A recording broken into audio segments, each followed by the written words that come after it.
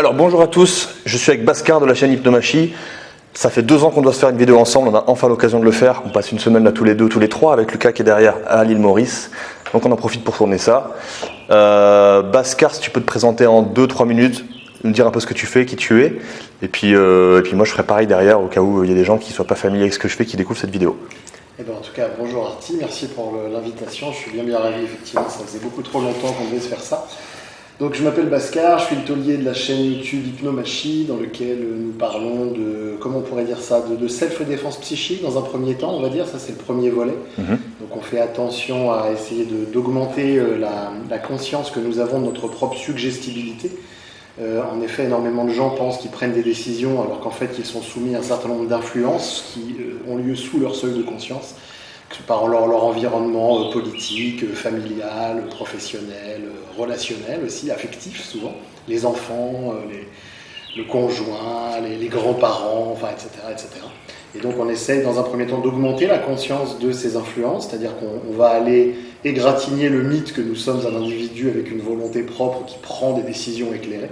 Et dans un deuxième temps, une fois qu'on a réalisé à quel point nous étions soumis à des influences, on essaie de récupérer un petit peu de liberté par rapport à ces influences là où c'est possible, et puis d'accepter là où ça n'est pas possible. Super, voilà. Très bien. Moi rapidement, donc je m'appelle Arti, Art Milan, alias Adoméos sur internet. Adoméos, ça veut dire vers l'homéostasie, vers l'équilibre. Pourquoi ? Parce que moi le centre de ma démarche c'est la gestion du stress et l'hygiène de vie, la santé physique et mentale de manière générale, ce qui m'amène à parler de pas mal de sujets tels que l'alimentation, l'activité physique, le sommeil, les relations sociales, tout ça s'articulant autour du système nerveux, du système endocrinien et de tout ce qui consiste à comprendre comment fonctionne le stress, comment fonctionnent les mécanismes du stress, la réponse au stress et comment le gérer au quotidien pour mieux le vivre, pour en faire un allié et pas en être la victime, pas en être l'esclave au quotidien. Voilà, rapidement. On a donc déjà une belle complémentarité des Complètement. C'est pour ça qu'on veut faire une vidéo depuis si longtemps, parce qu'on se rend compte qu'il y a énormément de sujets qui nous intéressent tous les deux et dont on voudrait parler. J'ai préparé quelques gros titres. On en a déjà parlé avant, tu sais un petit peu de quoi on va parler, mais la première grande thématique que j'aimerais aborder, et c'est pour ça qu'il y a 2 ans on voulait tourner cette vidéo, parce qu'il y a 2 ans on était en plein dans le délire de l'expérience de domestication globalisée, et on en était arrivé à parler du lien entre la peur du rejet, la peur d'être mis en marge du groupe, de se sentir en marge du groupe, et l'instinct de survie. Et du coup, je voulais que tu nous expliques un petit peu, que tu nous parles un petit peu de ce sujet-là. Quel est le lien entre les deux et comment est-ce que par instinct de survie, on en vient à avoir peur du rejet et quel type de comportement ça va induire, inconscient, vis-à-vis de soi-même, vis-à-vis des autres, en société, en entreprise, en famille, etc. Déjà, et ça, j'enfonce quelques portes ouvertes, mais enfin, il faut bien s'échauffer un petit peu sur cette question. L'être humain est un animal social, et donc effectivement, pendant des millénaires, être exclu du groupe, c'était potentiellement être mort. Ça voulait dire que dès qu'on était malade ou qu'on s'était cassé quoi que ce soit, on n'était plus en capacité de chasser, on n'était plus en capacité de se nourrir, on n'était plus en capacité de se protéger des éventuelles menaces des prédateurs ou des autres tribus aussi lors de raids. Voilà. Donc, pendant très très longtemps, le simple fait d'appartenir était une condition sine qua non de notre survie. Aujourd'hui, dans les sociétés industrialisées, on peut commencer à se passer de tout ça, parce que quelque part, tout ça a été géré par l'État et les structures d'État. Il y a de la police, il y a des pompiers, il y a des hôpitaux d'État. Donc ça veut dire que même si on se la joue profondément solo, on pourra quand même se faire soigner, se faire protéger, etc., etc. Et donc il commence à y avoir une espèce de prise de conscience et de mise à distance de ces conditionnements pluriséculaires. Ceci dit, là, je ne le dis que sur des choses qui sont assez évidentes. C'est évident que ces conditionnements jouent sur le psychisme de façon beaucoup plus inconsciente. Prenez un exemple très très simple. Par exemple, on a des travaux qui montrent par exemple que les femmes qui se sentent en marge d'un groupe social, qui se sentent exclues, ou en tout cas à la périphérie d'un groupe social, c'est-à-dire pas loin de l'exclusion par exemple, sont beaucoup plus promptes à s'engager, par exemple, dans des rapports sexuels sans lendemain que des femmes beaucoup plus intégrées socialement. Si on se pose 5 minutes et qu'on essaie de comprendre, qu'est-ce que ça veut dire ? Ça veut dire, je peux me faire virer du groupe du jour au lendemain, donc potentiellement je peux mourir très rapidement, donc si je veux me reproduire, il faut que je baisse ma sélectivité pour rapidement procréer. En tout cas, ça c'est un niveau subconscient. Aujourd'hui, avec la pilule et avec le préservatif, on va bypasser ça. Mais comprenez bien que ce sont des mécanismes qui sont terriblement ancrés et où justement, à moins d'une étude approfondie de ces mécanismes, ils nous dirigent littéralement par le bout du nez. Et justement, moi, tout mon travail, c'est d'essayer de conscientiser ça. Par exemple, pour une femme qui écouterait ce message, qu'elle se pose la question si elle est actuellement courtisée par quelqu'un et qu'elle se sent dans ce cas-là, qu'elle se dit, tiens, est-ce que c'est vraiment mon choix ou est-ce que je suis en train d'obéir à ça, etc., etc. Ouais. Là, tu nous emmènes déjà un petit peu sur tout l'aspect évolutionniste, grande thématique qu'on va aborder aussi, de toute façon qui est reliée aux autres, tout ça, toutes ces thématiques-là étant reliées, on va forcément jongler l'une à l'autre. Voilà, je pense qu'on va passer de l'un à l'autre. Oui, bien sûr, évidemment. D'ailleurs, on avait prévu de parler peut-être de raconter un peu aux auditeurs ce qui nous est arrivé quand on est arrivé à Maurice. Exact. On voulait commencer par ça, parce que, si vous voulez, c'est une petite anecdote, mais qui nous a vraiment beaucoup rapprochés dans nos deux thématiques, tant nos deux domaines d'expertise se sont retrouvés illuminés par une rencontre, on pourrait dire ça comme ça. Je te propose qu'on raconte alternativement un peu. On est arrivé hier, après 12 heures d'avion, un peu chaotique, pas beaucoup de sommeil, donc... On était même dans un état complètement lamentable. Alors moi, un petit peu moins, parce que j'ai réussi à dormir, mais toi et Lucas, quand même vachement épuisés. Donc typiquement, quand on est épuisé, on est encore plus vigilant à l'environnement, on est encore plus sensible au stress, en l'occurrence, au stresseur plutôt. Et on est aussi beaucoup plus influençable et beaucoup plus hypnotisable. C'est pas pour rien que les sectes dans le monde imposent à leurs disciples de dormir que 5 heures par nuit, de manger qu'un seul repas peu calorique, qu'ils soient dans un état de fragilité. De porosité cognitive. Et nous nous étions retrouvés donc dans cet état. Exactement. Et donc on arrive à l'aéroport et on se retrouve à prendre une navette pour aller jusqu'à la maison où on est actuellement, sachant qu'il y a quand même 1h30 de route. On ne le savait pas encore, on pensait qu'il y avait 30 minutes, moi je m'attendais à 30 minutes. Surtout vu la taille de l'île, on se disait ça va être juste à côté. Mais en fait pas du tout. Et donc on retrouve notre chauffeur et on embarque avec lui. Et il commence à nous raconter tout un tas de choses et en fait à nous décrire un tableau de la vie ici, vraiment complètement noir, déprimant et anxiogène, quoi. Il nous a brossé un canevas de la vie sur l'île où on était tous, mais au bout de 10 minutes, on se disait, mais mince, où est-ce que je suis ? C'est-à-dire que c'était pire que dans le pire des clips d'une ONG, genre Oxfam, qui voudrait vous récupérer des dons, tu vois. C'est-à-dire que vraiment, le mec, on avait envie de l'amener chez nous et lui dire, non, t'inquiète pas, on va te sauver, mon gars, et tout. Tellement le niveau de Les Misérables à côté, c'était rien, quoi. Hein. C'était terrible. J'avais l'impression que... D'un côté, j'avais un petit peu l'impression qu'il essayait de provoquer de la pitié et d'être dans le pathos pour essayer de faire en sorte qu'on ait envie de l'aider, de lui donner quelque chose. J'étais un peu mal à l'aise vis-à-vis de ça. En même temps, il a refusé tous les dons qu'on lui a fait. On lui a proposé de lui acheter de la nourriture, des choses comme ça, etc. Et il a tout refusé avec une espèce d'intégrité. Hein. C'était quelqu'un qui avait un profil légèrement obsessionnel et qui nous a raconté donc tous les malheurs de l'île, comment le commerce s'était effondré, le tourisme s'effondrait, enfin comment la corruption l'île partait en déliquescence. Voilà. Et ouais, donc nous, on s'est dit, il nous a dit, là où vous êtes, il n'y a rien à une demi-heure à la ronde, il n'y a pas de restaurant, le soir, il faut faire attention, il n'y a pas d'éclairage public, les gens de plus en plus pauvres, ils peuvent se montrer agressifs, donc il faut faire attention. Et on s'est demandé qu'est-ce qu'on foutait là. Et ouais, on s'est dit, on est dans un endroit très beau, au bord de la mer, une belle maison, mais il faut faire attention, le contexte est un petit peu dangereux.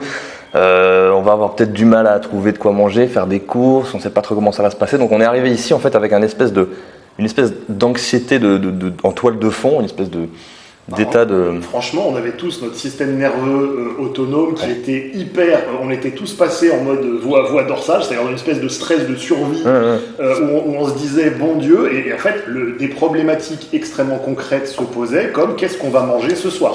Et il nous expliquait vraiment que tout était hors de prix, qu'il n'y avait pas de magasin ou très très peu, et qu'on risquait fort de se faire attaquer sur le retour avec de la viande. Enfin, on était... Non mais vraiment, on était là au Moyen-Âge, dans une forêt, on était largués seuls dans une forêt moyenne. Ah mais moi j'étais dans Far Cry là, déjà, à me dire, faut que je trouve... limite, faut qu'on s'équipe, quoi. Et avec les chiens errants... Oui, il en a rajouté. Oui, il y a des chiens errants, c'est dangereux. Il y en a qui sont très gentils, mais il y en a qui sont très agressifs. Et on est allé faire les courses tout simplement, comme en début de séjour, de façon complètement banale, histoire de se mettre bien. Et là, on s'est rendu compte que cet homme était dans une transe hypnotique lourde. J'avais bien repéré déjà qu'il avait une espèce donc, de pattern, où en fait, c'est un homme qui avait vraiment besoin que papa fasse mal son travail. On sent qu'il s'est construit sur cette équation, sur cette transmère, comme je dis à mes séminaristes. Et cette transmerde, c'était le gouvernement a merdé, les commerçants merdent, enfin bref, tout le monde Rien merde. ne va. Son patron merde, tout le monde merde. Voilà. Et là, on s'est rendu compte, en allant faire nos courses, que en fait, tout se passait très très bien, qu'on était dans un endroit adorable, que toutes les personnes qu'on a vues étaient absolument charmantes. Détendu. Et c'est un rappel, on le savait, mais ça nous a fait quand même un bon enseignement de à quel point est-ce qu'on peut se créer son enfer à partir du moment où on a une paire de lunettes marquées « Rien ne va autour de soi ». Tu vois le monde que tu as envie de voir, et si tu penses que le monde est hostile et que tu vas le subir, tu vas le subir. Et tu peux même, et on sait ce qu'on disait tout à l'heure, il y a un côté contagieux, ça se répand comme une épidémie. Si en plus tu communiques beaucoup, comme c'était son cas, il s'est pas arrêté pendant 1h30, mais tu peux transmettre ça à 3 personnes en 1h30 et transmettre cette espèce de peur, cette anxiété, et faire des dégâts en fait. Donc heureusement que ce matin on s'est rendu compte qu'en fait c'était pas du tout le cas et qu'en fait on avait accès à tout très facilement et que l'ambiance était détendue, ce qui a complètement changé notre état, mais on était parti d'un mauvais pied, ouais, toute la soirée. Bref, voilà, on voyait que c'était un traquenard au final. En fait, tout va bien. Bah, tiens, oui. La deuxième idée que j'ai notée, et je pense qu'on aura de toute façon des occasions de revenir sur tout ce qui concerne la peur du rejet, l'instinct de survie, parce que ça va se faire naturellement, mais la deuxième idée que j'ai notée, qui me fait penser à l'histoire qu'on vient de raconter, j'ai noté gestion du stress et économie cognitive. En quoi est-ce que, quand on est soumis à des sources de stress, on va avoir tendance inconsciemment à ralentir en fait le fonctionnement cognitif pour économiser de l'énergie, pour être capable de conserver nos fonctions de survie qui consistent à fuir ou à combattre, et à sacrifier tout ce qui consiste à faire fonctionner notre capacité de raisonnement, à réfléchir, à nuancer. Et quel est le lien entre les deux et comment est-ce que ça se traduit, c'est la question que je te pose. Comment est-ce que ça se traduit dans le monde d'aujourd'hui, dans le monde moderne, et dans quel cas de figure est-ce qu'on peut l'observer, et comment faire déjà pour prendre conscience qu'on est victime de ça et pour s'en extraire. Comment faire pour retrouver la capacité de raisonnement qui est la nôtre. C'est beaucoup de questions en une. Oui, de toute façon, la question est tellement riche que là, ça presque un ou deux livres pour y répondre. Mais vous avez des êtres humains qui vivent dans la survie, vous avez des êtres humains qui vivent dans la vie. Alors évidemment, c'est un continuum, mais ça a beau être un continuum, c'est pas parce que les choses sont présentées sous forme de continuum qu'il n'y a pas à un moment donné une frontière. Je sais que ça peut paraître contradictoire, parce que le problème d'un continuum, c'est qu'il n'y a pas de frontière, mais en fait, si on réfléchit un petit peu, on peut avoir les deux. On peut avoir un continuum, une frontière, et le continuum après continuum. Bien sûr. Et la vie et la survie procèdent de ça. Moi, c'est mon occupation principale, c'est que j'accompagne des gens pour les amener justement de cet état de survie à un état justement dans lequel ils peuvent vivre, avec un petit V d'abord, puis avec un grand V ensuite. Enfin, au bout d'un moment, après, on ne vit plus, on est vécu, mais c'est une autre histoire. Mais en tout cas, et là, que nous sommes littéralement dans ce qu'on appelle le tiers-monde, on voit bien la différence entre la survie et la vie. Complètement. Le propre de l'intellect, de la cognition, c'est que c'est un luxe à l'échelle biologique. Enfin, je veux dire, qui a le temps de réfléchir, ce sont les riches. Et justement, plus les gens sont riches, plus ils ont le temps pour philosopher. Le gars qui fait les 3-8, il n'a pas le temps, on est d'accord. Non, il est trop occupé à combler ses besoins de base. Exactement. Et quand il a assez pour manger, il n'a pas assez pour son fils. Et quand il a assez pour son fils, il a simplement envie de niquer la voisine. Enfin, je veux dire, on n'a pas le temps pour autre chose. Bien sûr. C'était Marx, je crois, qui disait justement, si je ne dis pas de bêtises, que la meilleure mesure du temps libre était la meilleure mesure de la richesse était le temps qu'on avait pour philosopher, justement. Qui est-ce qui disait que si on n'a pas les 2 tiers de son temps pour soi-même, on est un esclave. On est un esclave, c'est Nietzsche, je crois. Je crois, oui. Mais tu l'as déjà utilisé cette citation. Oui, je crois que c'est Nietzsche. Et je pense qu'il n'a pas tort. Je suis d'accord. Et donc, du coup, oui, c'est normal. Il faut attendre que les besoins primaires soient satisfaits pour commencer à planifier la satisfaction des besoins primaires de demain. Et là, on en revient sur un autre thème dont on discutait tout à l'heure. C'était le côté super tranquille des Mauriciens, où il n'y a pas des problèmes, tout est toujours tranquille, parce qu'ils vivent dans un endroit luxuriant, il y a la mer à côté, il y a des poissons partout. Il y a des fruits dans les arbres. Il y a des fruits dans les arbres à profusion, et donc effectivement, pourquoi est-ce que vous voudriez que de façon évolutionniste, ces gens-là développent leur néocortex? Ça n'est pas utile. Et comme la nature cherche toujours à économiser les coûts, parce qu'on pourrait dire putain, ça y est, c'est super raciste ce qu'il dit, pas du tout. Non. C'est une simple constatation biologique qui est que avoir du glucose, dépenser du glucose cérébral dans le fait de faire des plans et des modélisations, c'est épuisant. Et que ce sont les Occidentaux, et notamment les Occidentaux du Nord, ceux qui vivent, enfin je dis Occidentaux, j'inclus aussi les Sibériens et les pays qui sont plus tout à fait à l'Occident, mais qui vivent justement sur des latitudes très élevées, qui, vivant dans un climat difficile, doivent commencer à avoir peur pour demain. En fait, les gens qui avaient peur se planifiaient davantage les saisons à venir, les récoltes et les pénuries à venir, et donc ont mieux survécu et darwiniennement ont été sélectionnés, là où justement dans les îles, on voit vraiment la différence, elle est criante. Il y a un truc que tu viens de dire auquel j'avais pas pensé, oui. C'est que, bon, là évidemment on comprend que s'il n'y a pas de source de stress dans l'environnement, alors on n'a pas de réaction de stress. Alors on ne tombe pas dans l'économie cognitive.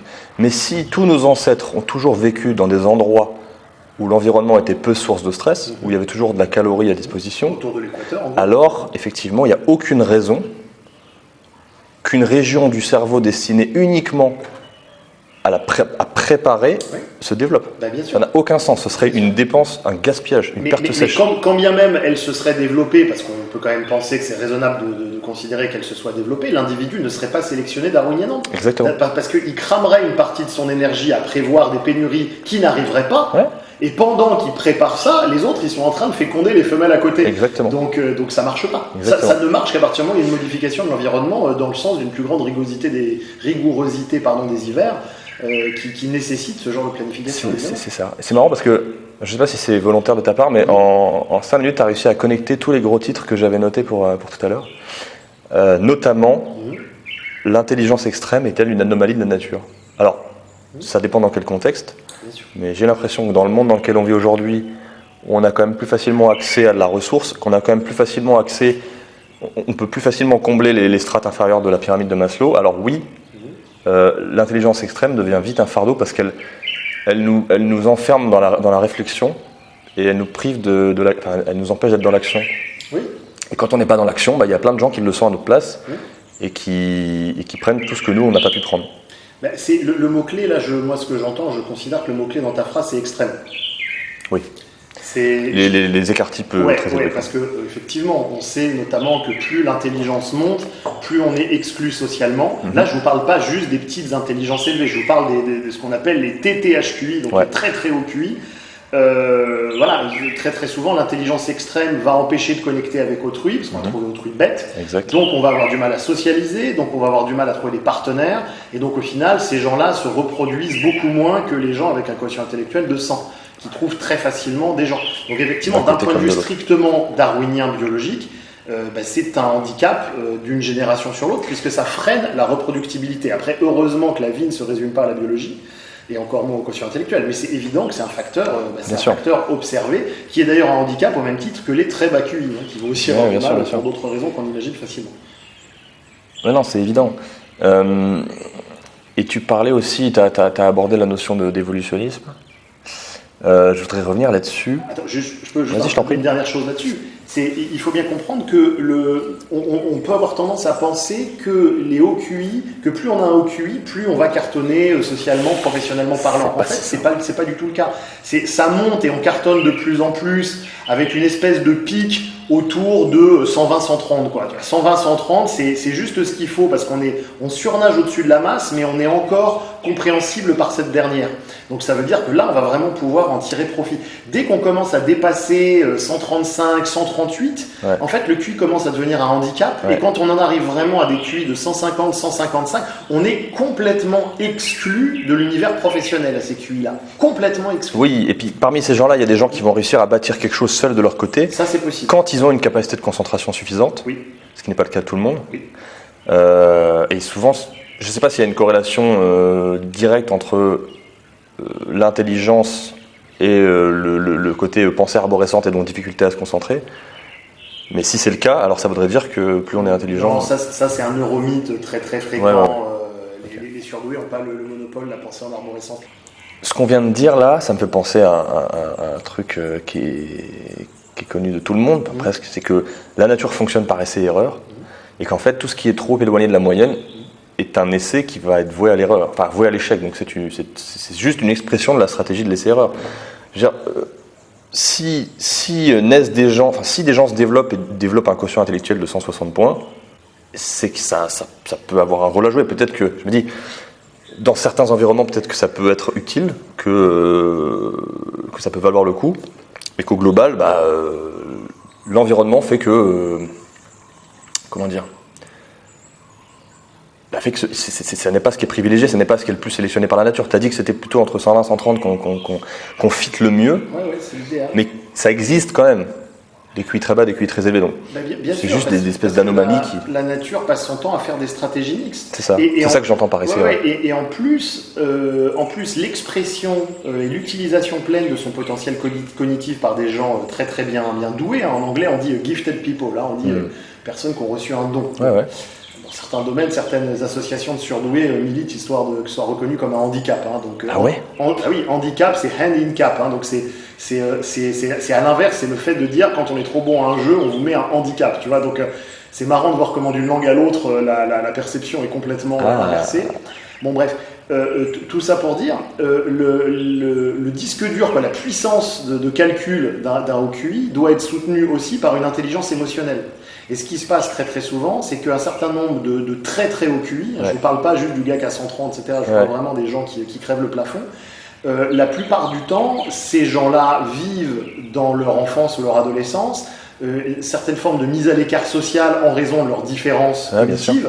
Et donc, le risque est très très grand pour ces profils-là d'accumuler des expériences émotionnelles traumatisantes, des trahisons, des déceptions gigantesques. Et aujourd'hui, on sait, par IRM, que les grandes trahisons et les grandes déceptions et les grandes émotions blessantes, en fait, marquent le cerveau de manière indélébile. C'est-à-dire que ça fait des cicatrices dans le cerveau, si j'ose dire, au niveau métaphorique évidemment, comme peuvent l'être le viol ou le tabassage. C'est le genre de trucs qui vont venir carrément modifier le fonctionnement de l'amygdale et le faire devenir surréactif. Exactement. Et donc en fait, c'est le genre d'expériences qui vont faire monter j'imagine, mais tu vois, imaginons que ton niveau de stress, c'est un plancher comme ça, qui fluctue. L'idéal, c'est qu'il soit le plus bas possible par défaut. Donc ça, c'est le genre d'expérience qui vont le faire monter comme une sangle à cliquer, qui n'a pas de retour. Le plancher, le niveau de stress va monter. Et il ne redescendra plus tant qu'il n'y aura pas eu de travail de psychothérapie, ce genre de choses. Oui, tu as raison. Après, moi, ce qui me fait tiquer, c'est est-ce que c'est vraiment un idéal que le stress soit bas ? Ça dépend du contexte. Voilà, ça dépend du contexte. Si tu vis sur une île comme ici, alors oui. Tu n'as pas besoin qu'il soit élevé. Voilà, en tout cas, moi j'ai souvent vu dans les approches de stress une forme d'idéologie comme ça qui consistait à dire peu de stress c'est bien, beaucoup de stress c'est pas bien. J'essaie de défendre l'idée que c'est pas le cas. Voilà, je pense que c'est une situation complexe. Mais ce qui est clair aussi, c'est que ça dépend. Il y a les oiseaux. Il est juste là au bord de la piscine en train de gueuler. Ah ouais, il s'approche super près. Il gueule. Et donc du coup, moi je me méfie beaucoup de cette approche idéologique du stress, mais par contre, ce qui est clair, c'est qu'il y a un certain nombre d'êtres humains, il suffit de les écouter, qui témoignent d'un mal-être et qui sont à un niveau de stress qui ne correspond simplement pas à ce qu'ils ont envie de vivre. Et donc ça se travaille évidemment en accompagnement. Donc, tu vois, ce que tu viens de dire là, ça me permet de nourrir ma propre démarche. Moi, je dis toujours qu'il faut apprendre à réguler son niveau de stress en fonction du contexte, mais aussi en fonction de ce qu'on a envie de vivre. Parce que quelqu'un qui a des grands objectifs professionnel, il va devoir accepter un certain niveau de stress parce qu'il ne pourra pas se confronter à la réalité du monde, surtout dans le milieu professionnel, s'il fonctionne à un niveau de stress trop bas, il va se faire dévorer. Tout à fait. De toute façon, chez les grands singes, on voit bien que plus on monte dans la pyramide de dominance sociale, plus on trouve de l'hypertension. Oui. Donc, parce qu'il faut maintenir. Donc c'est exactement la validation de ce que tu dis. Alors, ça reste une isomorphie du chimpanzé jusqu'à l'homme, etc. On peut se permettre. C'est transposable. Enfin, il y a peu de chances que ce soit fondamentalement différent. Encore que.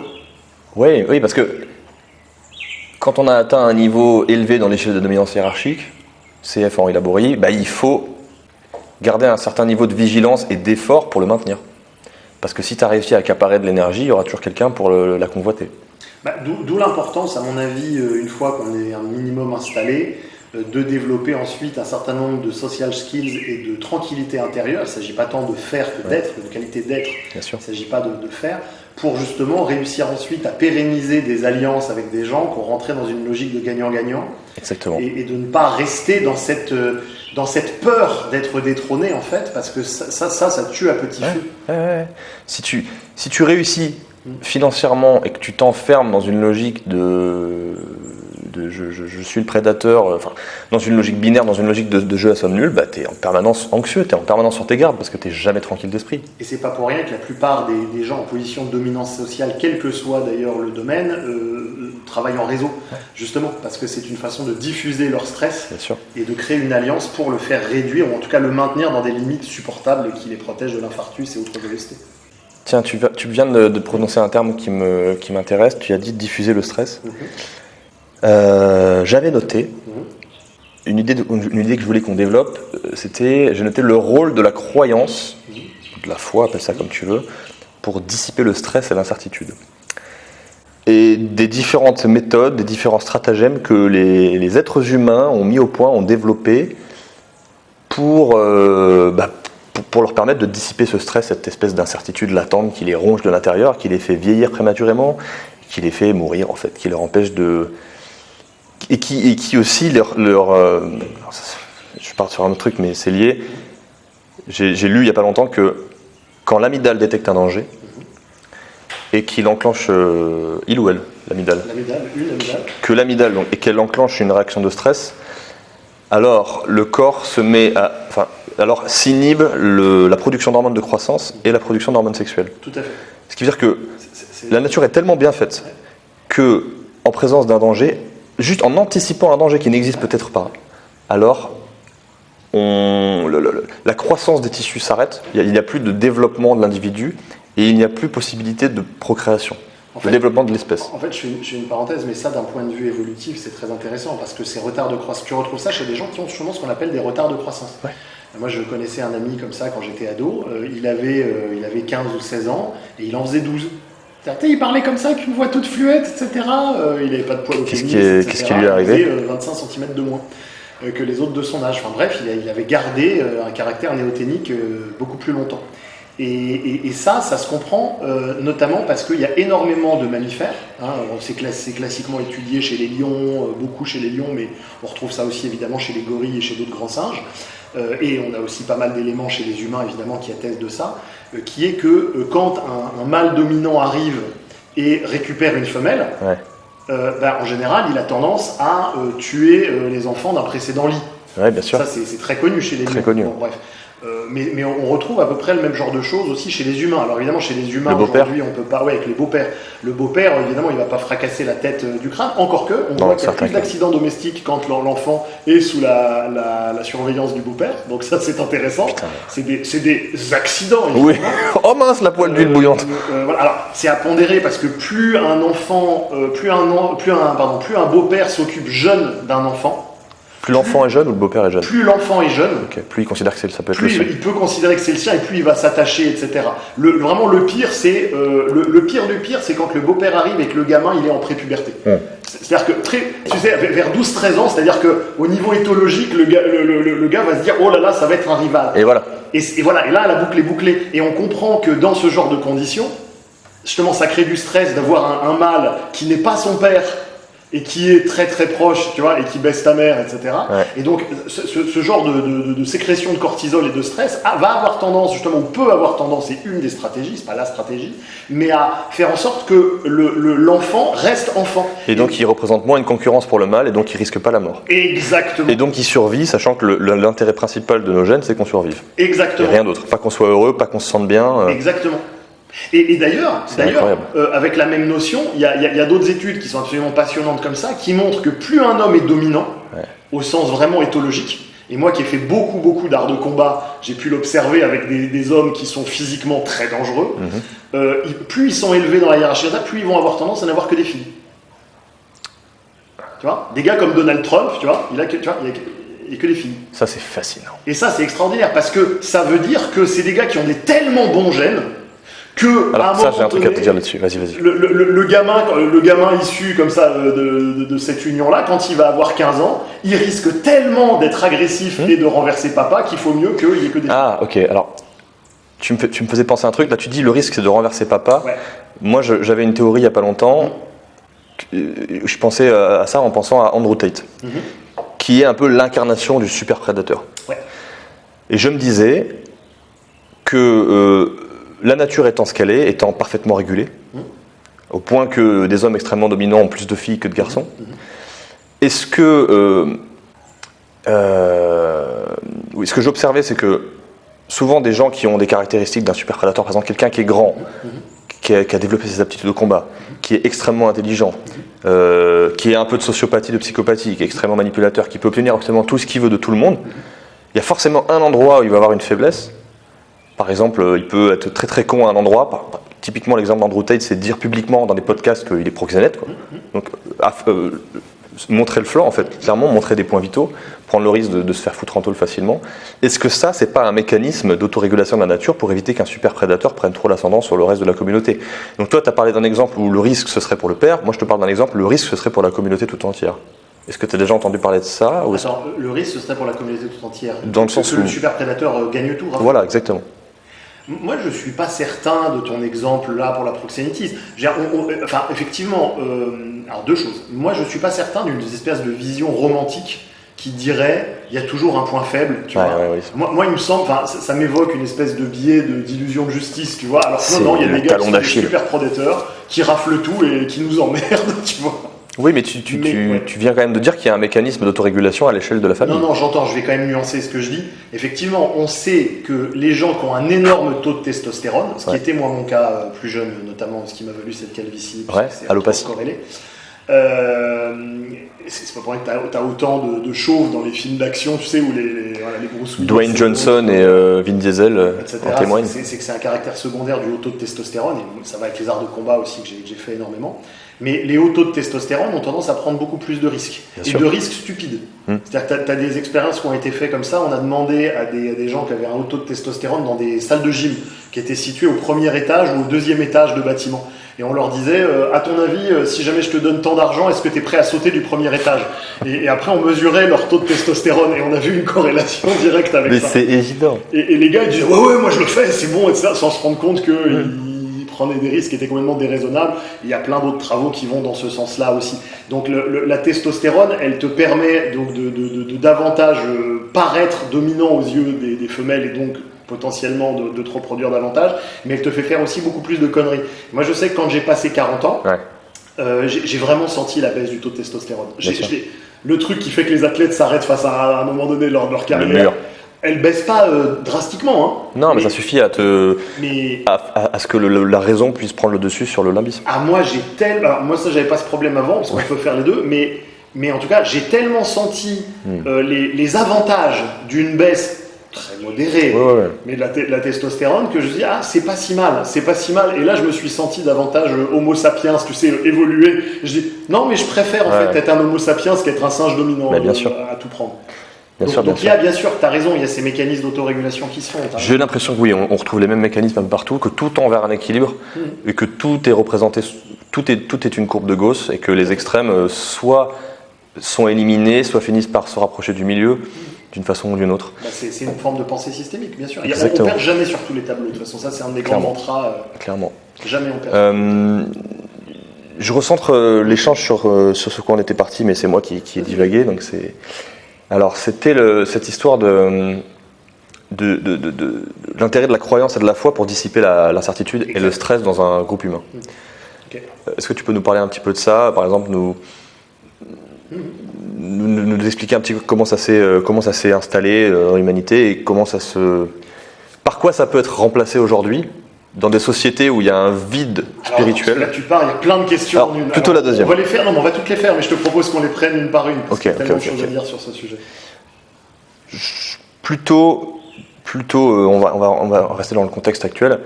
Aujourd'hui, dans tous les pays occidentaux, dans tous les pays développés, peut-être pas tous, mais beaucoup, il y a de moins en moins de croyants pratiquants. Il y a de moins en moins de gens qui s'identifient à une croyance religieuse ou une autre. Ce dont ces gens n'ont pas conscience, c'est que leur système nerveux il ne peut pas y avoir un vide. À chaque fois qu'il y a un vide de croyance quelque part, il est rempli par une autre croyance. Quelles sont, selon toi, les nouvelles formes de croyance aujourd'hui, de religion, qui viennent jouer ce rôle d'anxiolytique? Ça, moi, j'en parle abondamment sur ma chaîne, mais c'est que énormément de gens aujourd'hui peuvent avoir l'illusion qu'ils ne sont pas croyants. Bien sûr. Un non-croyant, ça n'existe pas, scientifiquement parlant, je veux dire. Scientifiquement parlant, quand tu mets des gens dans des IRM pour voir quelles sont les zones de leur cerveau qui s'activent, etc., on connaît aujourd'hui un certain nombre de zones qui sont responsables de la croyance religieuse, des états mystiques, etc. La cartographie commence à être pas trop dégueulasse, même si on a encore beaucoup à apprendre, on a quand même déjà des bonnes bases, et on voit bien que les gens sont des croyants. Donc après, il y a le choix entre des croyants qui s'ignorent et des croyants qui s'assument. Mais aujourd'hui, le piège de l'athéisme, du matérialisme, du scientisme, c'est de croire ne pas croire.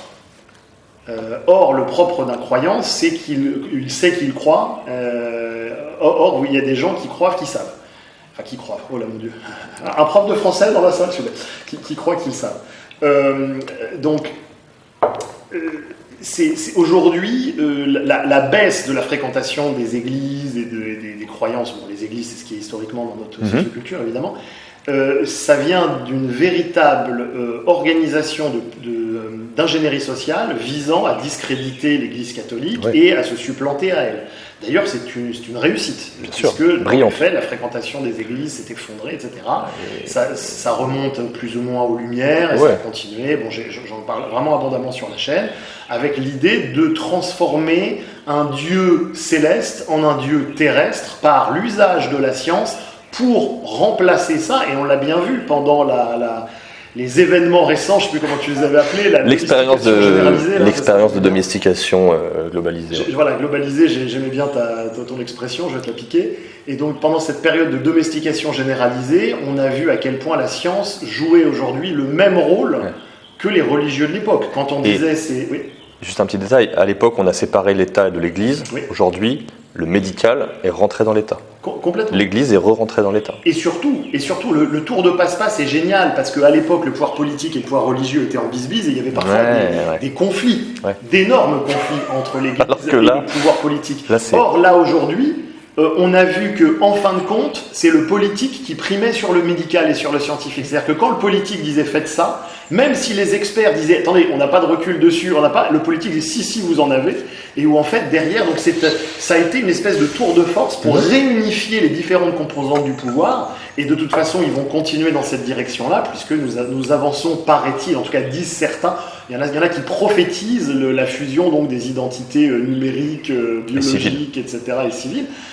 Ça va dans ce sens de ce que certains auteurs appellent la théorie du crime parfait. Théorie du crime parfait, c'est que chaque atome de l'univers ait été manufacturé, contrôlé et redesigné par l'homme.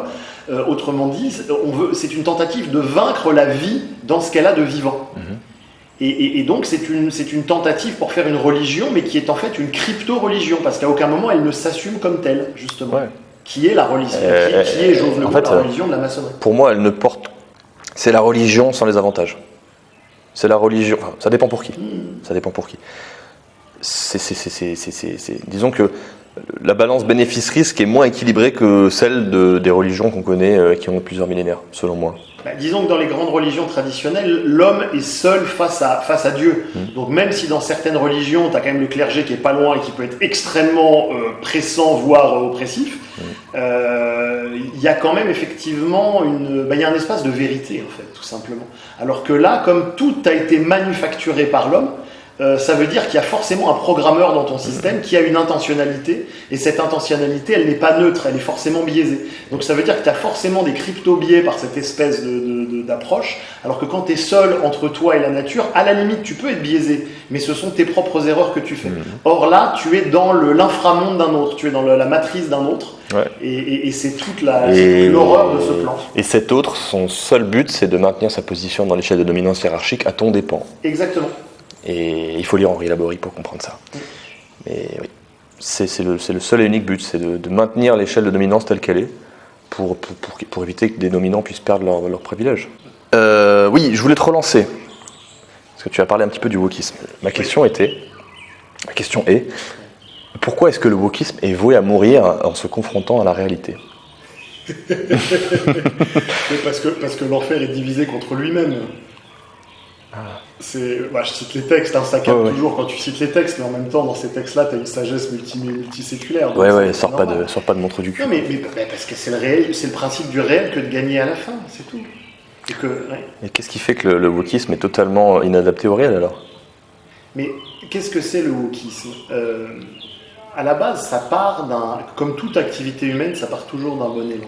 Non mais vraiment, tu vois ce que je veux dire? Oui, oui.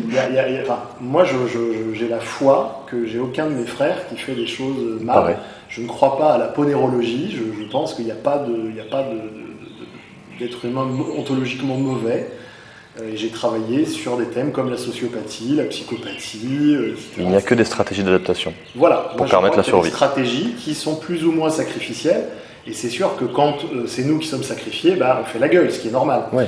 Mais en tout cas, voilà, je ne rentre pas des notions de ponérologie là-dedans. Donc, le wokisme, à la base, c'est... Alors, déjà, il faut revenir sur d'où vient le wokisme. Le wokisme, c'est un certain nombre de... Alors, je sais que tout le monde n'est pas d'accord avec ça. Oui. Je vais quand même proposer une narration en étant conscient que toute narration se discute. Mais c'est un certain nombre d'intellectuels européens et notamment français, de ce qu'on appelle l'école française. Des gens comme Deleuze, Guattari, etc., des Sartre, enfin des penseurs de la complexité. J'en ai un autre là, merde, qui vient, que j'ai pu... Morin. Ah, Guy Morin. Oui. Tu l'associes à ce courant de pensée? C'est un penseur de la complexité. Ça oui, d'accord, mais je vois pas Mais c'est un penseur aussi de la déconstruction. Ah. Donc, d'un certain point de vue. Bon, bref, je ne vais pas rentrer dans ce Ok. Mais en tout cas, il y a une école déconstructiviste française qui n'arrive pas à percer en France au-delà de quelques colloques d'un entre-soi un petit peu pédant de l'intelligentsia franco-française et qui a le génie de s'exporter aux États-Unis. Aux États-Unis, il y a une synergie qui se fait entre cette pensée déconstructiviste française et les intérêts de l'ingénierie sociale souhaités par des familles telles que les Rothschild, les Rockefeller, etc., et notamment le Kinsey Institute, des gens comme John Money, des gens, etc., comme ça. Et tu mets tout ça dans un shaker et tu as une espèce de convergence des idées dans une direction qui est un refus de ses limites. C'est-à-dire que si on peut tout déconstruire, alors on peut aussi déconstruire papa. Ouais. Et si on peut déconstruire papa, alors je suis un être tout-puissant, puisque personne ne peut me contenir, puisque tout ce qui peut me contenir, le lapsus est tout à fait... Mais je vais l'assumer, tout ce qui peut me construire peut être déconstruit. Donc à partir de là, très très vite, quand le mouvement revient en France, cette déconstruction possible de ce qui peut me construire, ça revient à une invitation à rester dans la matrice pas au sens de Matrix, mais dans la matrice au sens de l'utérus de maman. Ouais. C'est-à-dire que c'est une invitation à ne jamais grandir.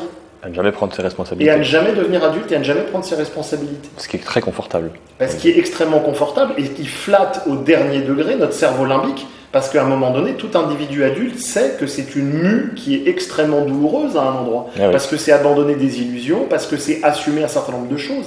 Et donc, ça n'est pas étonnant que ce type d'idée est particulièrement fleuri en France, terreau du socialisme et d'un socialisme historique qui, quelque part, soutient l'absence de maturation et de maturité de tout un pan du corps social. J'en avais parlé dans la dernière vidéo que j'avais fait avec les gens du cercle Aristote sur ce fameux coefficient d'envie qui était largement supérieur en France que dans les autres pays d'Europe, voire oui.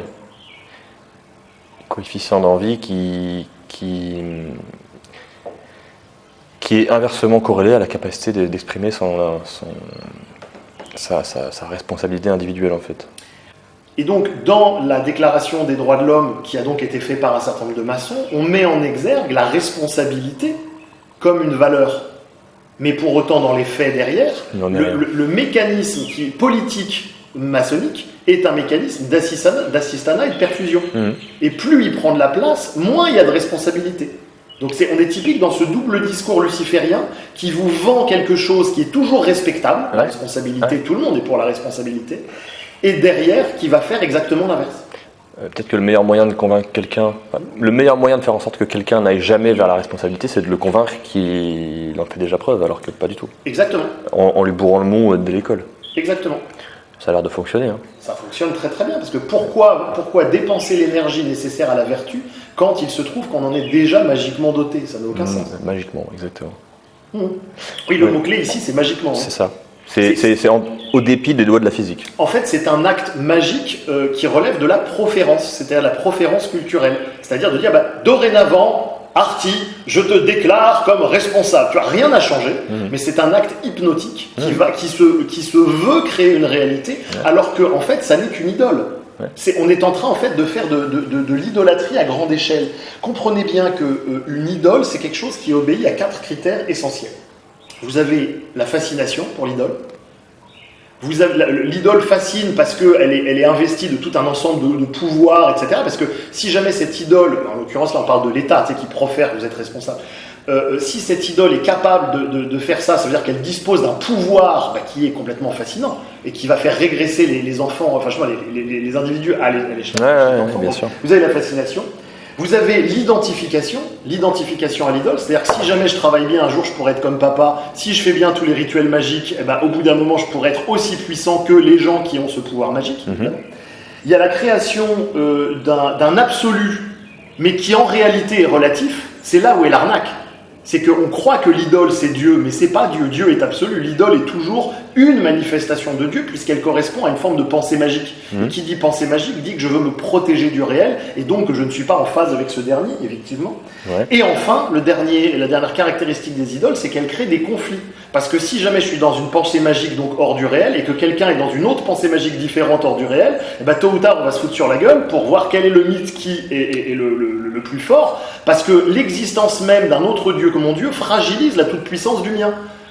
Et là, on retombe dans les thèses de Girard, et c'est le conflit mimétique assuré à cause de cette idolâtrie. Et c'est pour ça que c'est proscrit dans la religion catholique. C'est pour ça que les grandes familles qui veulent conserver leur place dans l'échelle de dominance, ils voient une opportunité de faire en sorte que les gens s'écharpent les uns sur les autres, plutôt qu'ils se retournent contre eux. Exactement.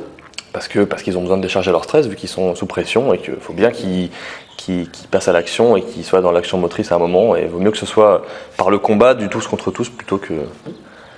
Ouais, ça fait sens. Et normalement, petit à petit, on va assister à une espèce de sélection darwinienne, donc tout comme on sélectionne les petits pois, ou les espèces de fougères, ou les espèces d'algues, ou les chiens, on est en train de sélectionner aussi les hommes, justement, de sorte à créer une espèce d'homme nouveau qui sera complètement dépendant de la technologie, puisque comme le dit Nassim Nicolas Taleb, le contraire de la virilité, ça n'est pas la lâcheté, c'est la technologie. Et on va arriver vers un homme à bateau de testostérone, dépendant d'excroissance technologique, qui sera en plus, qui aura grandi sans famille, ou dans une famille monoparentale, et bientôt dans des espèces de fermes d'État. Puisque comme le disait Jacques Attali, un des projets, c'est d'essayer d'anéantir la famille et de faire élever les enfants par des éducateurs d'État. On vendra ça au nom de 2-3 familles tarées qu'on mettra en avant médiatiquement, histoire de faire peur à l'opinion publique. Et on va dire, oh mon Dieu, mais c'est terrible. Et c'est vrai qu'après tout, des enfants, ils sont tout puissants les parents sont tout puissants aux yeux des enfants, et que c'est terrible parce que si les parents sont stupides, et comme les parents vont être de plus en plus stupides, ça va arriver de plus en plus. Donc, ce sera facile à justifier. Et donc ce sera facile à justifier, et à partir de là, on créera des individus totalement malléables qui n'auront absolument aucun socle identitaire qui leur permettra d'avoir la force de lutter contre des mécanismes d'ingénierie sociale qui ne comprendront même pas. C'est marrant, ça me fait penser à Macron qui disait au mois de juillet, qui parlait de la responsabilité des parents dans le phénomène des émeutes. Et ça a été salué par plein de gens de droite qui disaient oui, enfin, il faut parler de ça, c'est vrai, c'est un vrai sujet, mais finalement peut-être que c'est un moyen d'injecter dans le débat public ce que tu viens de dire là. Mais complètement. Mais vous allez voir que ça va arriver de façon très graduelle, très lente. Bien sûr, toujours. La marmite, la casserole doit chauffer doucement. Exactement. Bien sûr. J'en reviens à la question de base. Disons que sans influence extérieure, sans injection monétaire par exemple, le wokisme serait déjà mort dans l'œuf ou n'aurait jamais vu le jour. Parce qu'il est trop... il renie trop les lois de la physique. Et s'il a atteint le niveau de développement qu'il a atteint aujourd'hui, ça n'est peut-être uniquement que parce qu'il est promu, et parce qu'il est subventionné. Oui, là encore, c'est une forme d'ingénierie sociale. En fait, c'est une conséquence directe de l'effondrement de la famille et de l'effondrement du rôle du père qui est lié à la religion maçonnique. La religion maçonnique, par définition, s'attaque à l'Église et s'attaque à Dieu. Sa finalité, une de ses finalités, c'est la destruction de l'Église catholique. et l'anéantissement total du message du Christ. L'idée, c'est de dire, en fait, il n'y a pas... parce que, comme toujours, les gens ont toujours raison d'un certain point de vue. Voilà. Donc, quand la maçonnerie met ça en avant, elle a raison d'un certain point de vue. Parce qu'elle démystifie le dieu du clergé moyenâgeux. Et elle dit non, je suis ma propre loi, je revendique le droit de penser par moi-même, et d'une certaine autonomie, au sens de autonomos, le fait d'être ma propre norme. Ouais. Et d'être créateur moi-même du réel, et de ne pas simplement dire amen à tout ce qui se passe. Et ben non, je vais défricher des nouveaux terrains, je vais inventer des nouvelles choses. De ce point de vue-là, c'est tout à fait valable. Ce qui se passe ensuite, c'est qu'il y a une confusion entre l'image de Dieu du clergé et Dieu réellement. C'est vraiment comme ces zététiciens qui se marrent des croyants en disant « Ah, bande d'idiots centrés en pré-rationnel, vous ne savez que croire, vous ne comprenez rien à la science. » Ok, certes, mais à vaincre sans péril, on triomphe sans gloire. Et en fait, à chaque fois que je vois des gens qui font une critique comme ça de ce que c'est que Dieu, en fait, je me rends compte qu'ils n'ont rien pigé à ce que c'est que Dieu, et ils font un homme de paille. Ils font simplement un sophisme de l'homme de paille. Ils ont été éduqués à ça. Ils ont été éduqués à ça. Donc mais déjà, donc, il faut déconstruire pour reconstruire. Exactement. Et donc, du coup, quand la maçonnerie, les Lumières, etc., arrivent et dit Dieu est mort, en fait, hein, c'est ça, c'est avec Nietzsche qui arrive par-dessus, un certain nombre d'auteurs qui finissent d'achever le travail. C'est pas Dieu qui est mort, parce que par définition, Dieu, il est éternel. Donc, quelque chose qui est éternel ne peut pas mourir. C'est la perception que les gens ont de Dieu, de ce qu'est Dieu. C'est l'image moyenâgeuse de Dieu qui est en train de disparaître. C'est l'image de Dieu comme compensation psychologique qui disparaît. Mais c'est pas du tout la même chose. Et donc, à partir de là, il y a un Dieu est mort. L'État arrive, et donc avec la hausse des prélèvements obligatoires tout du long du XXe siècle, l'État finit par permettre à des femmes célibataires urbaines de vivre seules, sans un mari pour subvenir à leurs besoins. Et à partir de là, l'État devient en fait l'homme de fait dans la situation, ce qui amène des femmes de plus en plus, et c'est encore plus flagrant aujourd'hui avec Tinder, qui leur permet d'avoir une sexualité, même à l'âge de 60 ans, en claquant des doigts, sans avoir besoin de s'engager, ni de faire preuve... Et dans l'anonymat le plus total. Et dans l'anonymat le plus total, puisqu'on sait que l'anonymat encourage les comportements non prosociaux, évidemment. Bien sûr. C'est pour ça que les gens mettent des masques dans certaines soirées, par exemple. Toi-même, tu sais. Et donc, petit à petit, ces familles monoparentales amènent un terreau dans lequel la femme peut rester une jeune fille. On a fait une vidéo sur la chaîne il n'y a pas longtemps sur la théorie de la jeune fille en compagnie de l'excellentissime Mos Majorum. Et donc, les femmes peuvent rester de plus en plus tard des jeunes filles puisqu'elles n'ont plus besoin à aucun moment du contact d'un homme qui va les verticaliser.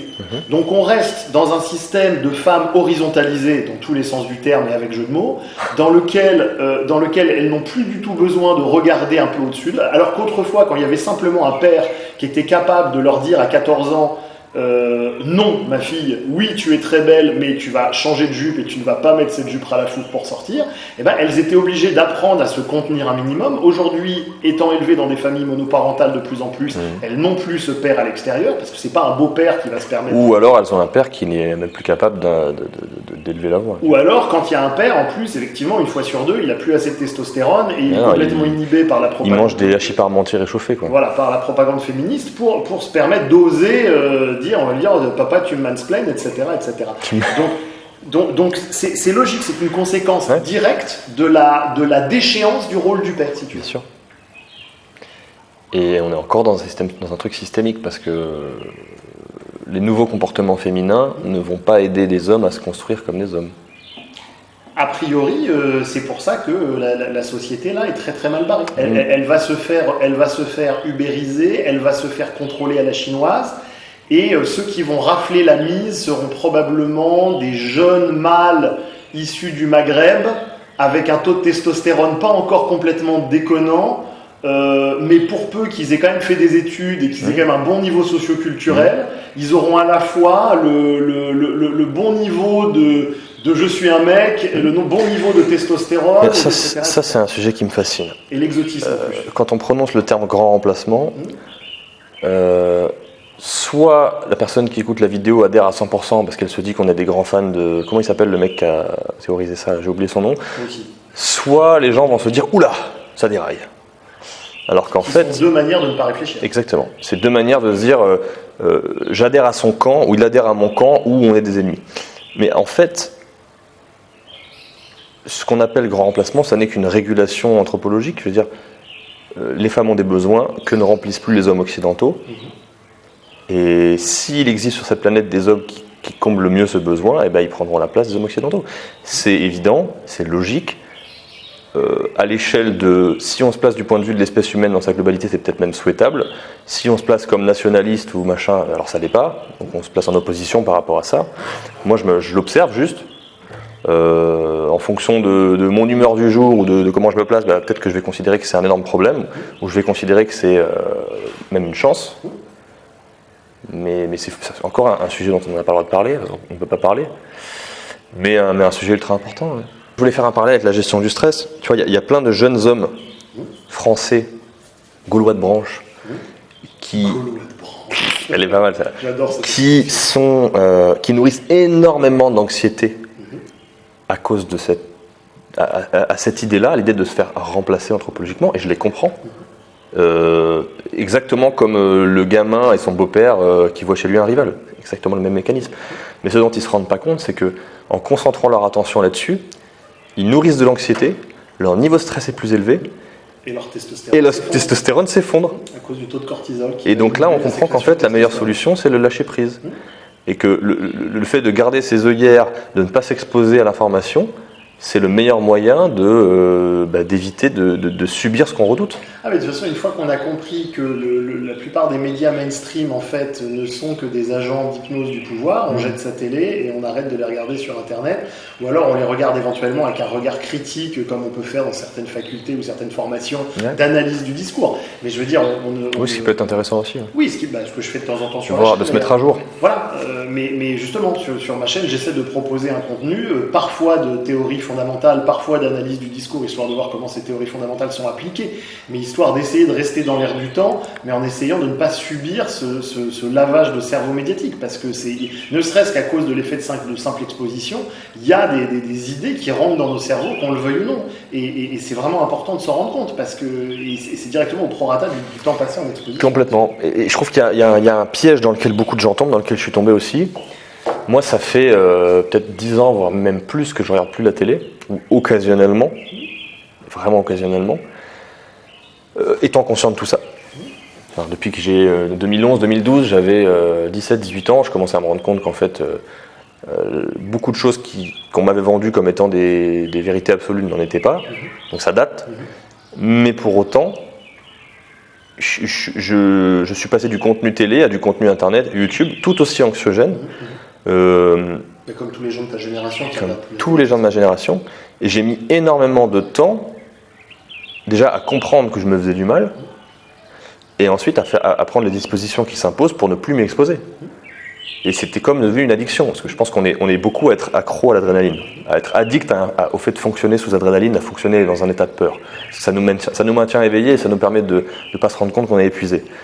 Et donc je suis tombé dans ce piège-là, et il y a des millions de gens qui sont dans ce piège-là, et qui sont paralysés, qui génèrent du stress au quotidien, qui sont dans l'inhibition, qui n'arrivent pas à en sortir, et qui en plus pensent bien faire, parce qu'ils pensent que c'est important de rester informé, qu'en éteignant la télé, ils ont éteint la propagande, et que du coup, ils écoutent que du contenu vrai, du contenu... Mais en fait, c'est aussi des gens qui veulent te vendre un truc, c'est aussi des gens qui sont enfermés dans des dogmes. Aujourd'hui, YouTube est complètement mainstream, de toute façon. Ouais. Enfin, à moins... Le seul intérêt de YouTube, c'est que tu peux faire un petit travail, effectivement, de filtrage des sources, mais la plupart des gens ne le font pas, en tout cas pas consciemment, ils se contentent d'obéir à l'algorithme. Et puis la bulle algorithmique t'emprisonne de toute façon. Donc ça c'est vraiment quelque chose que je vous recommande. C'est moi à un moment donné, je me suis dit bon ok, je regarde, je passe du temps devant YouTube aussi. Déjà parce que je suis youtubeur et que du coup ça fait aussi partie de mon travail, mais il y a quand même un choix de ce qui est regardé. Et par exemple, je me suis dit, voilà, je veux au moins passer 25% de mon contenu regardé autour de telle thématique, pas moins, etc.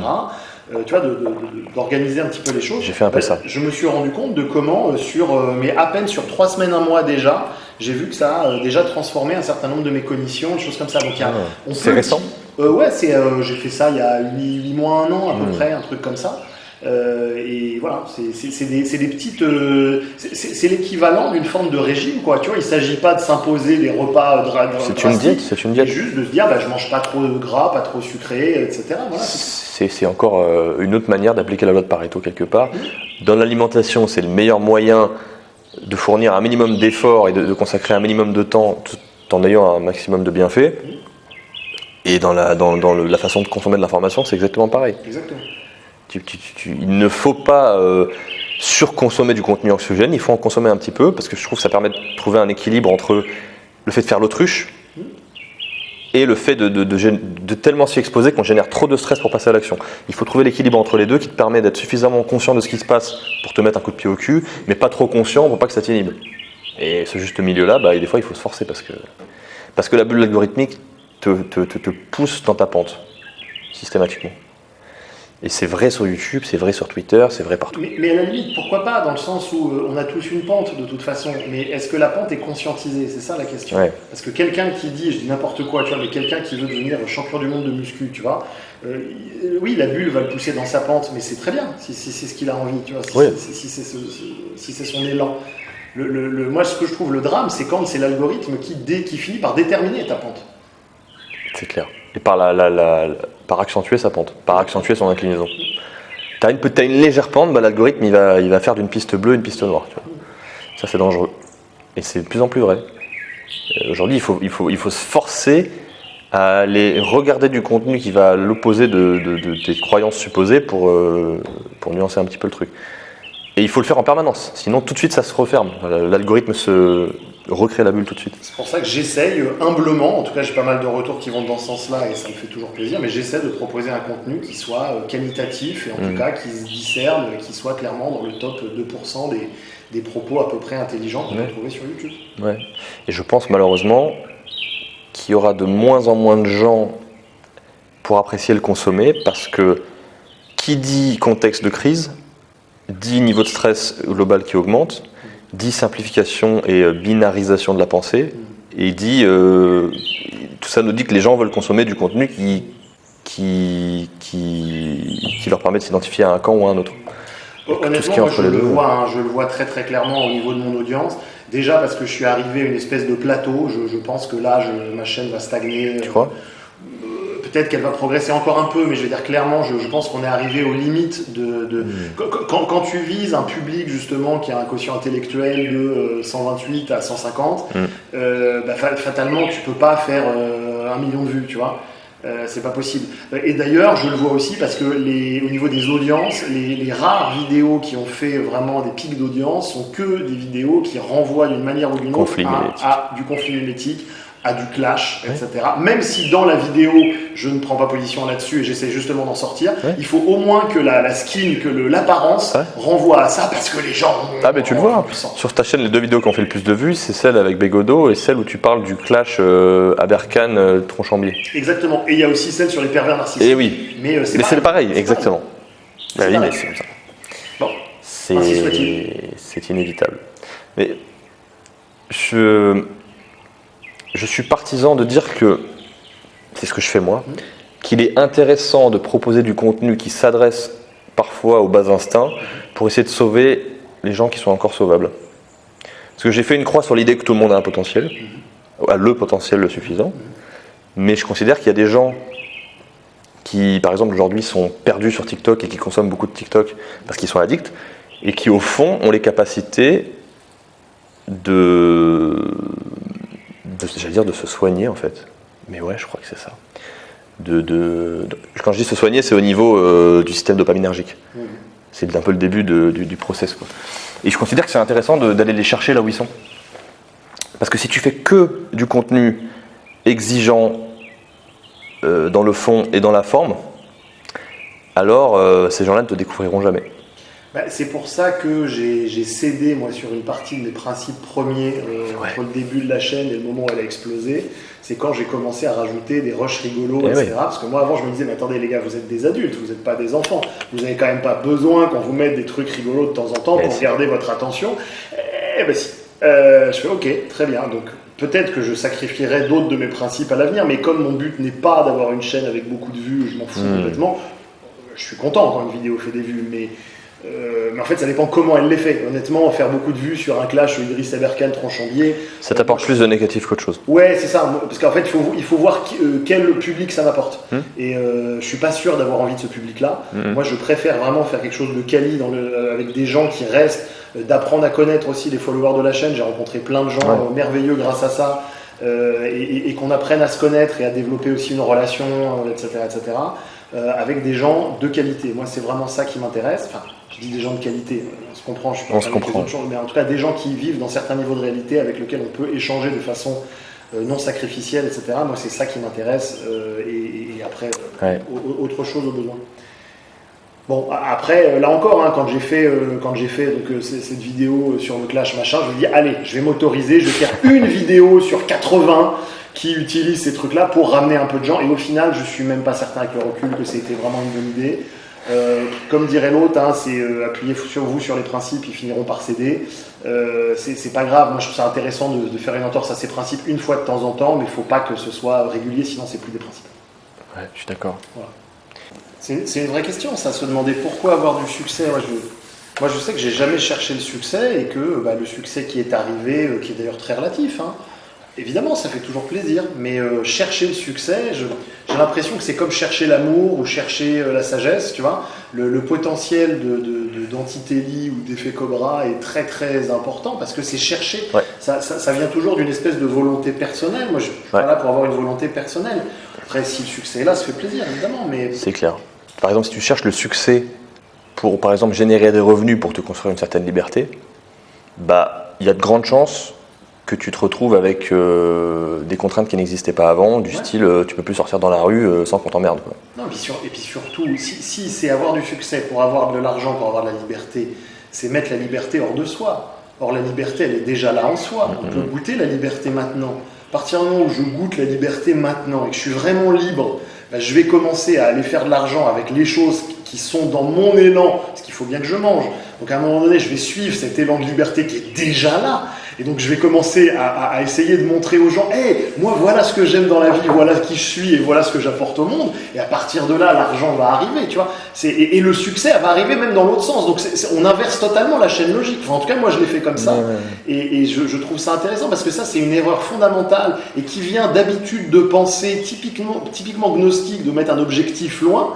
C'est qu'il y a plein de méthodes de coaching, et je les ai pratiquées pendant plus de 10 ans, qui disent tu visualises ton objectif, tu mets le truc comme ça. Sauf que qu'est-ce qui se passe au niveau subconscient? Quand tu te mets un objectif, tu mets la chose hors de toi. Mais elle est déjà là, la chose. T'imagines quelqu'un qui veut l'amour, tu vois, par exemple, histoire de ne pas rentrer trop dans le business. Quelqu'un qui se dit moi je cherche l'amour, c'est-à-dire qu'il met l'amour hors de soi. Donc déjà, le simple de dire je cherche l'amour, tu vois, on sent bien, on a une attitude de en chien quand on est... Tu vois, on fait, ça doit plutôt être je veux nourrir l'amour. Mais c'est j'ai l'amour déjà en moi et comment j'ai envie d'écouter cet amour déjà en moi. Tiens, il se trouve que la petite vieille en bas de chez moi, elle a besoin de tel truc. Vas-y, je vais faire ça. Et tu vas voir que la fois d'après, quand tu vas aller rapporter ton pack d'eau à la petite vieille d'en bas qui peut pas le ramener, va y avoir sa petite nièce qui va être là, qui va dire c'est mon voisin qui est très gentil. Et là, tu vas trouver l'amour parce que tu es déjà dans l'amour en fait. Sinon, c'est vraiment, on nourrit le subconscient avec l'idée d'un truc qui est loin de soi. Ouais, c'est une course sans ligne d'arrivée. Et là encore, tu retrouves ce que je disais tout à l'heure sur la logique gnostique maçonnique, justement, qui est au premier niveau, tu te dis, tu te fixes ton objectif qui est quelque chose de respectable, et au deuxième niveau, au niveau subconscient, c'est exactement l'inverse. Et ça, c'est typique du logiciel luciférien, en fait. Cette manière de te séduire avec quelque chose qui brille, mais qui n'est pas en or. En fait. Alors que quand tu reviens sur toi et sur j'ai l'amour ou le succès ou tout ce que tu veux qui est déjà en moi, parce qu'en fait le succès c'est jamais une fin, c'est toujours un moyen. C'est toujours un moyen d'avoir la liberté, d'avoir la reconnaissance, d'avoir du statut, d'avoir je sais pas quoi. C'est exactement comme l'argent. Voilà. Et même le statut d'ailleurs c'est aussi un moyen, c'est jamais une fin. C'est juste un moyen. Ouais, je suis d'accord. Et d'ailleurs en parlant de fin. En parlant de fin, on va clôturer là-dessus. Je te remercie déjà pour cette interview. C'était un plaisir, c'est moi qui te remercie. Comme je te l'ai dit en off, dans ces temps-ci, je me fais beaucoup interviewer et je vois vraiment la qualité de l'intervieweur à ce qui ressort. Parce que moi, jusqu'à preuve du contraire, je suis à peu près toujours le même. Ouais. Et c'est les ingrédients, quand ils sont ensemble, ça fait plus ou moins bon. Donc vraiment, merci beaucoup pour ça. Merci à toi, c'était un vrai plaisir. Et j'ose espérer qu'on a pu quand même délivrer 2-3 petites pépites pour les auditeurs. Exact, j'espère. Il faudra qu'on se refasse ça. On verra dans quel format, quand, à propos de quoi. Et je pense qu'il y aura des occasions. Merci à toi. Merci Arthur. À bientôt.